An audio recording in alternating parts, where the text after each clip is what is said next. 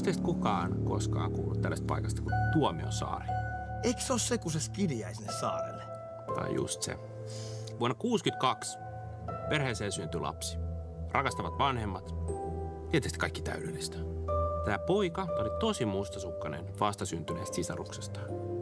Erään yönä tämä poika ei saanut unta. Odotti, että koko muu perhe nukahti. Hiipi hiljaa siskonsa huoneeseen ja poltti oma siskonsa. Tämä isä päätti ottaa oikeuden omiin käsiinsä, souti pojan suvun sellaiselle vanhalle hylätylle saarelle ja jätti poikansa mökkiin kuolemaan. Okei. Tonne pitää lähteä käymään.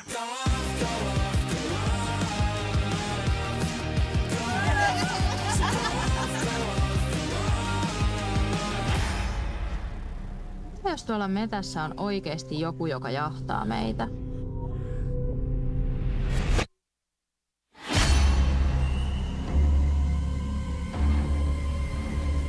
Laura! Mitä vittua sä oikein haluat meistä? Kova tarina. Eihän sinä epää voinut selviytyä yksin kaikkiin näitä vuosia.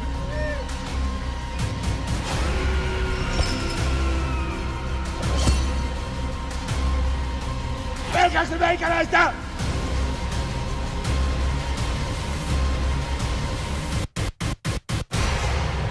Se tarina tästä saaresta taitaa olla totta. Mä oon nyt sen kotona. Eikä se halua meitä tänne. Tuo nyt on vaan tommonen urbaani legenda.